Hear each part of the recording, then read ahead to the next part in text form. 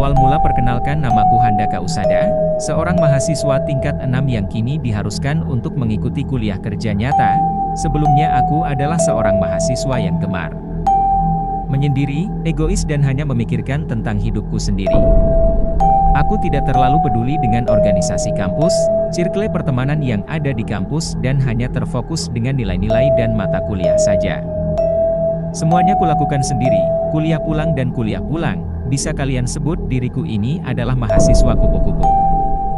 Sebelumnya aku berkuliah di salah satu perguruan tinggi yang berada di salah satu kota di Pulau Sumatera. Aku cukup puas dengan pencapaianku selama kuliah, terbukti dengan tidak banyaknya nilai jelek yang tertera di kartu hasil semester perkuliahanku. Aku tinggal di kota ini sendiri, tanpa adanya orang tua. Semenjak kuliah aku diwajibkan untuk merantau dan pergi jauh dari rumah demi menimba ilmu. Hal itu pula lah sebenarnya yang melatar belakangi kenapa aku hanya terpaku dengan IPK, nilai, daripada hal lain. Tujuan tersebut tidak lain adalah guna mendapatkan respek dari kedua orang tuaku. Semester 6 mulai memasuki fase yang akan dituju. Aku sebelumnya sudah mengisi kartu rencana studi, KRS, dan kemudian mengambil KKN di semester ini. Tujuannya cuma satu, apalagi kalau bukan menyelesaikan perkuliahan ini dengan secepat mungkin. Skripsi juga sudah aku ambil dan mulai berjalan di antara bab 1 dan bab 2, aku rasa KKN juga akan memperlancar moodku dalam menulis skripsi itu hingga tamat. Aku berjalan gontai, di tengah terik panas matahari, menyusuri pedagang-pedagang yang menjajakan makanan di samping pintu kampus, memasuki gerbang kecil yang menghubungkan kampus dan salah satu sekolah dasar dan terakhir menyusuri koridor hingga akhirnya tiba di depan salah satu ruangan kelas. Aku mulai melihat satu persatu, tempat itu penuh sesak dengan orang, tampaknya semuanya berkumpul di sini. Aku kemudian mengecek handphoneku dan dikabari oleh dosen pembimbing lapangan, DPL, fakultasku untuk berkumpul di ruangan 6 pada pukul 13.20 WIB. Aku mulai mengetuk pintu dan masuk ke dalam perlahan-lahan, tampaknya aku telat dan terlihat sudah ada beberapa mahasiswa lain di dalam ruangan kelas tersebut. Aku melihat ada seseorang yang kukenal di kelas ini, namanya adalah Veranda. Veranda ini adalah wanita yang memiliki circle pertemanan yang cukup populer di kelasku. Aku sebenarnya tidak terlalu akrab dengan dia, namun karena aku sering ditunjuk menjadi ketua kelas, mau tak mau dia tentunya juga mengenali keberadaanku saat ini. "Kamu di kelas ini juga, Handaka?" tanyanya penasaran. Kayaknya iya." "Ini ruangan 6 kan?" lagaku pura-pura tidak tahu. "Iya, ini ruangan 6, syukurlah kalau begitu." Aku tidak terlalu kenal dengan mahasiswa yang lain, ucapnya terus terang. "Oh, aku juga sama," ujarku pelan. Obrolan kikuk itu akhirnya berhenti dengan ditandakannya seorang pria bertubuh gempal di sekitaran umur 35 tahun dengan tinggi 170 cm lebih memasuki ruangan kelas. Pria ini tersenyum ramah ke arah kami semua. "Selamat siang, adik-adik," ucap pria tersebut kepada kami semua. "Siang Pak," jawab kami berbarengan. Semuanya kembali diam dan semua mata tertuju kepada pria tersebut. Pria ini bernama Pak Rahman, beliau adalah dosen pembimbing lapangan untuk kelompok KKN kali ini. Beliau adalah dosen di salah satu fakultas syariah yang kebetulan kali ini ditugaskan untuk membimbing kami semua. "Perkenalkan sebelumnya, nama saya Rahman. Saya adalah DPL kalian untuk KKN selama 1 bulan ke depan. Saya harap semuanya dapat bekerja sama dengan apik, membangun desa dan juga mendapatkan respek dari masyarakat desa.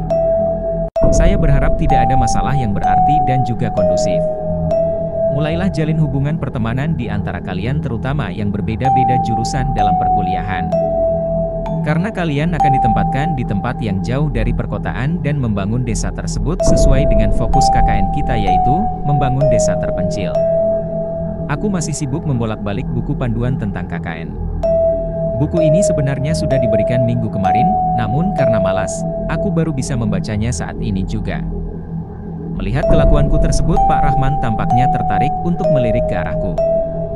"Kalau begitu, ada baiknya kita lakukan perkenalan satu persatu dari kalian, dimulai dari kamu yang sedang membaca buku," tunjuk Pak Rahman kepadaku.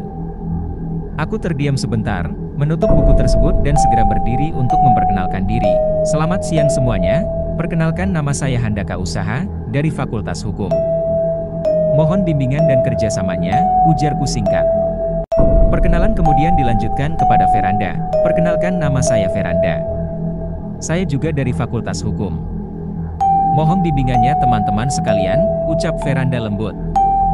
Perkenalan ini mungkin akan kupersingkat saja. Intinya tim dalam KKN ini terdiri dari 6 orang wanita dan 5 pria. Semuanya hampir berbeda-beda fakultas yang ada dalam KKN, mulai dari Fakultas Hukum, Teknik, FKIP, Ekonomi, dan Biologi. Dari Fakultas Hukum ada aku dan Veranda. Dari Fakultas Teknik ada 3 orang pria, mereka adalah Andy, Jawir, dan Dwi. Dari Fakultas Ekonomi ada Tony. Fakultas FKIP ada 4 orang yaitu Ceni, Ira, Dona dan Putri, dan terakhir ada 2 orang dari Fakultas Biologi yaitu Aisyah dan Mak. Emak, wanita ini memang lebih suka dipanggil begitu. Setelah dirasa perkenalan itu cukup, Pak Rahman kemudian menunjuk aku sebagai Ketua Koordinator Lapangan untuk KKN kali ini. Aku hanya mengangguk tanda setuju, karena memang aku sudah terbiasa mengatur anak-anak di kelas seperti biasa. Tentunya pengalaman KKN ini akan menjadi batu loncatan dan pengalaman baru untukku di kemudian hari. Rapat selanjutnya adalah yaitu berbagi mengenai kewajiban barang-barang apa saja yang akan dibawa pada saat KKN. Pak Rahman menyarankan agar semua itu mulai dirapatkan agar semuanya mendapat bagian yang sama. Karena tentunya rumah yang nanti ditempati kemungkinan besar tidak memiliki isi apa-apa dan kewajiban untuk melengkapi isi dari rumah KKN itu adalah kewajiban bersama. Setelah acara bagi-bagi tugas itu selesai, rapat pada hari itu pun ditutup oleh Pak Rahman. Selanjutnya adalah di pertemuan selanjutnya akan ada pratinjau lokasi KKN yang diwakilkan kepada ketua dari setiap kelompok. Alhasil aku terpilih untuk mewakili kelompok ini melakukan peninjauan ke lokasi KKN. Seharusnya ada 2 perwakilan dari setiap kelompok, namun tampaknya teman-teman KKN ku ini berhalangan hadir dan hanya aku sendiri yang terpaksa pergi ke lokasi KKN. Hari ini kami diantar oleh Pak Rahman. Ternyata Pak Rahman tidak hanya membawahi KKN di kelompok kami, namun ada sekitar 2 kelompok lain yang dibawahi olehnya. Oleh karena itu kami semua kemudian berangkat bersama beliau selaku DPL untuk melakukan peninjauan lokasi. Tidak banyak yang diobrolkan selama perjalanan, karena aku lebih memilih untuk tidur. Tidak terasa 4 jam pun berlalu dari kota ke daerah tempat terlaksananya KKN. Desa ini cukup jauh dari jalan raya. Setidaknya butuh sekitar 30 menit menaiki kendaraan roda 2 untuk sampai ke jalan raya. Dengan kontur tanah yang belum diaspal, jadilah perjalanan ini penuh dengan becek akibat terkena tanah lumpur di sana-sini. Setelah tiba, Pak Rahman mengantarkan aku ke rumah Pak Kepala Desa. Awalnya kami disambut ramah oleh Pak Kepala Desa, namun tanggapan tidak enak muncul ketika istri dari Pak Kades datang menemui kami dan berkata, "Kalian mending pulang saja. Tidak bagus KKN di tempat ini," ujarnya pelan. Istri Pak Kades ini seolah bicara kepadaku, namun Pak Rahman tidak mendengar perkataan tersebut karena ia sedang sibuk berbicara dengan Pak Kepala Desa. Aku yang terkejut sontak bertanya, "Apa maksud ibu?" Istri Pak Kepala Desa ini tanpa sepatah kata pun ngeloyor pergi setelah menyuguhkan beberapa gelas teh.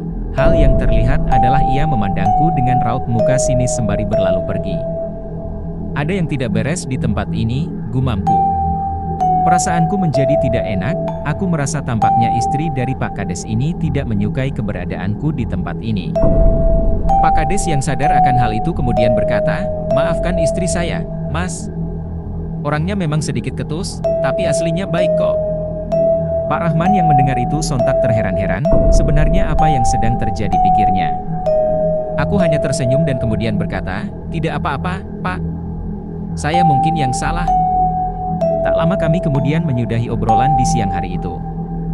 Pak Rahman dijanjikan oleh Pak Kades akan diberikan salah satu rumah di desa, agar tidak jauh dari pemukiman penduduk. Rumahnya juga masih layak huni namun kondisinya memang kosong, karena pemilik rumah sudah tidak tinggal lagi di desa tersebut. Pak Kades kemudian mengantarkan aku dan Pak Rahman ke rumah tempat di mana kami akan melangsungkan KKN.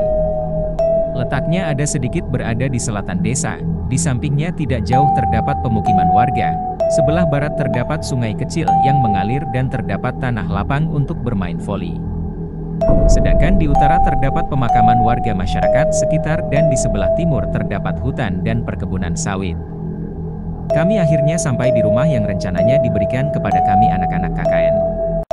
Rumah ini setengah permanen dikelilingi oleh pagar lancip yang besinya mulai berkarat, atap rumah dari seng. Rumah ini terdiri dari 2 lantai, lantai pertama dari semen dan lantai kedua dari kayu.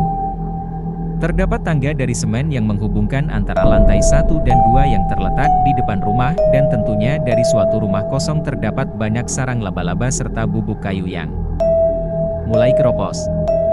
Rumah ini tidak layak huni, batinku. Mataku masih nanar, memperhatikan bangunan rumah yang terbengkalai sedemikian rupa seperti ini.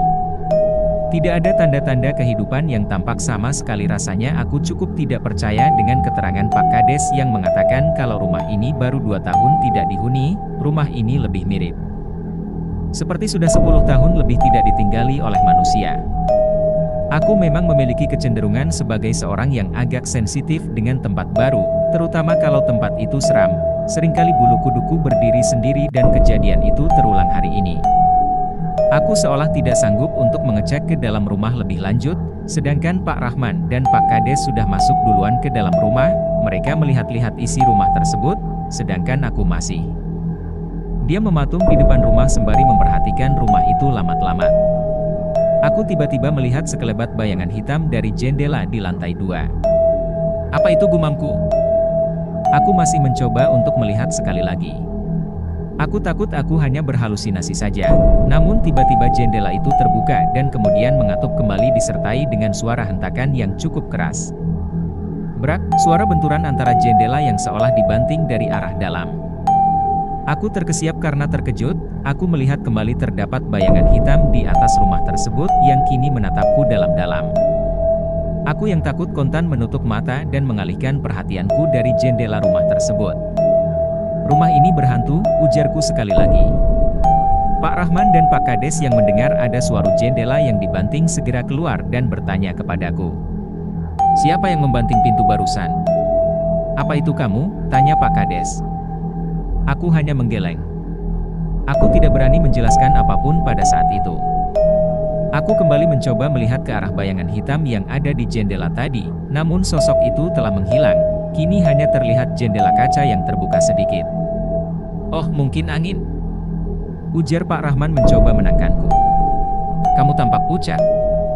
Kamu sakit? Tanya Pak Kades. Oh, tidak terlalu, Pak. Tampaknya ini karena aku telat makan siang saja, elakku. Pak Rahman tampaknya sangat setuju kalau kami semua akan KKN di rumah ini, sedangkan aku mencoba untuk berbicara kepada Pak Kades. Pak, ujarku pelan. Ya kenapa, Mas? Tanya Pak Kades terheran-heran. Apakah tidak ada rumah lain selain rumah ini, Pak? Tanyaku kepadanya. Seingatku tidak ada lagi, Mas. Hanya ini satu-satunya. Memangnya kenapa? Tidak suka sama rumahnya? Tanya Pak Kades sekali lagi. Tempat ini tampaknya seram, Pak, ujarku polos. Ah, Mas, bisa saja. Tidak terlalu seram kok, Mas. Nanti juga akan bagus lagi kalau sudah dibersihkan. Masnya parnoan kali. Namanya juga rumah kosong, Mas. Kalau sudah dihuni kondisinya jadi bagus lagi, ujar Pak Kades mencoba menenangkanku. Aku mencoba berdamai pada saat itu dan menerima rumah KKN tersebut. Kami pun pulang menuju kota, walaupun terasa ada hal yang benar-benar mengganjal mengenai rumah KKN kami ini nanti, sedangkan sosok hitam yang ada di lantai 2 rumah KKN itu seolah tersenyum ke arah pria muda yang melihat ke arahnya barusan. Bersambung.